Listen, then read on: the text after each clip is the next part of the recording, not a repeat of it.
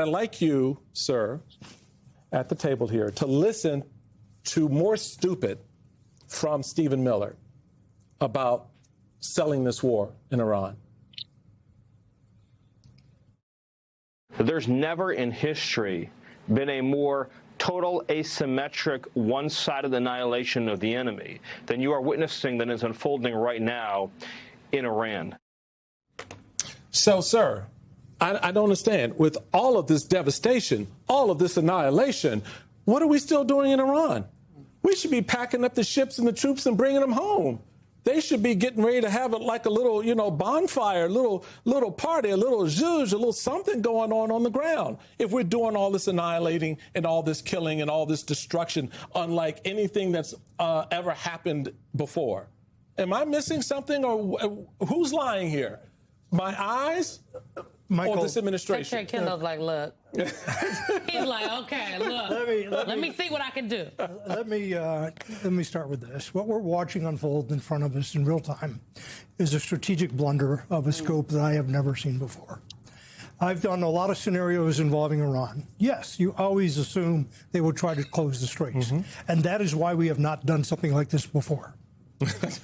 There was some expectation, for reasons that I cannot understand, that the decapitation attack that launched this thing was going to be sufficient to get either a public uprising, a popular uprising, or somebody in the regime to sue for peace, essentially. That is not happening, and there's no reason why one would have expected that. This is a very fanatic regime. It's very dedicated to its religious zealotry, and it has its staying power. We have gone in and hit a lot of the targets that were fixed targets that we know where they are before the war started. Now they're hiding, they're concealing things, they're moving things around, they're presenting us with a much difficult problem, and they can keep this up for a long time. And they can keep enough of a threat against the Straits that nobody's going to want to take a ship through there for a long time. Donald Trump has lost control of this conflict at this point.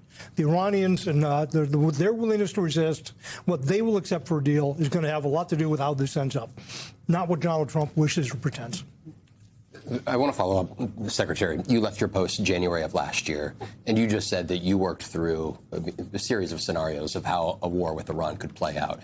I have one soundbite from the president today answering a question about the uranium stockpiles that exist and were a justification for the war, and I have a specific question for you on the other side. Sure. Would you also say it's important to get the uranium that Steve Witkoff talked about, that they said they have over 400 kilograms of it? Is there some type of operation in place to grab it? No, not at all, and we're not focused on that, but at some point we might be. Right now we're focused on knocking the hell out of their missiles and their drones. At some point we might be. When you hear that, how long should Americans expect this war to go on at a minimum based off of that? Well, I don't know that we have intelligence that tells us where it is. Even if we knew where it was, it would be well defended. So sending in a special operations force of some type, removing some Marines, a small Marines, a battalion basically plus air support, into the Gulf. That's a very small force. That would be a very high-risk mission. There are two or three things that the military could try to do here. Carg Island was attacked today. We could try to seize that potentially.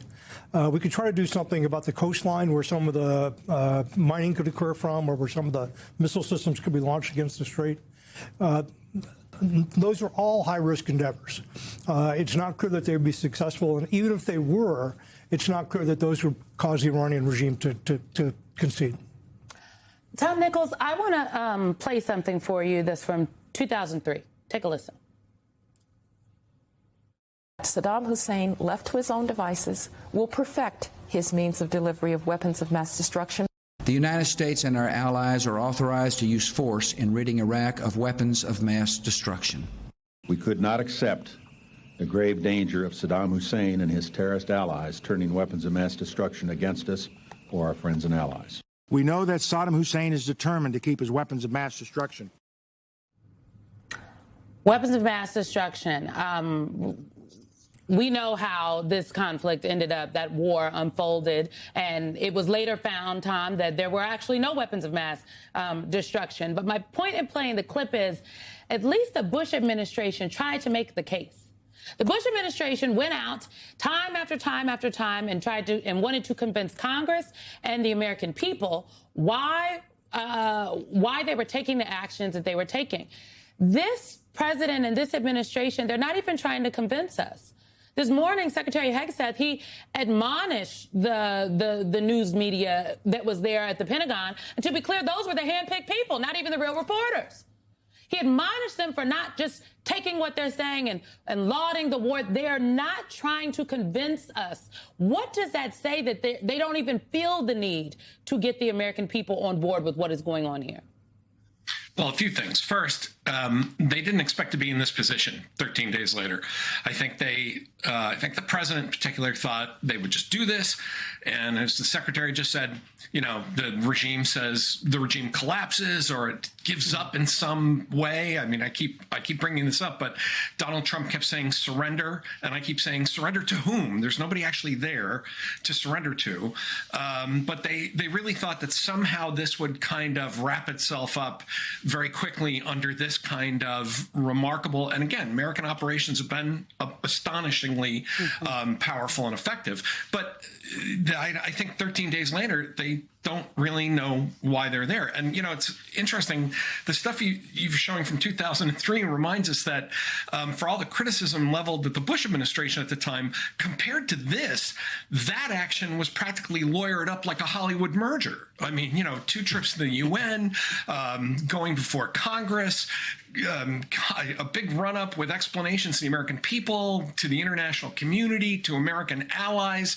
This has been nothing. And so when we talk about things like, are we going to seize Karg Island?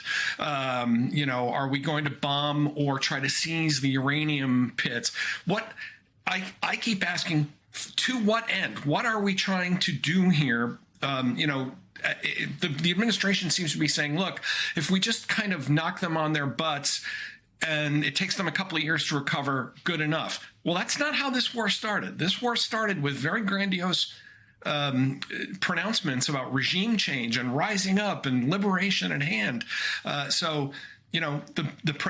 There may yet be a case to be made for staying in, for widening this war. I think the secretary is absolutely right. This has escaped Donald Trump's control at this point.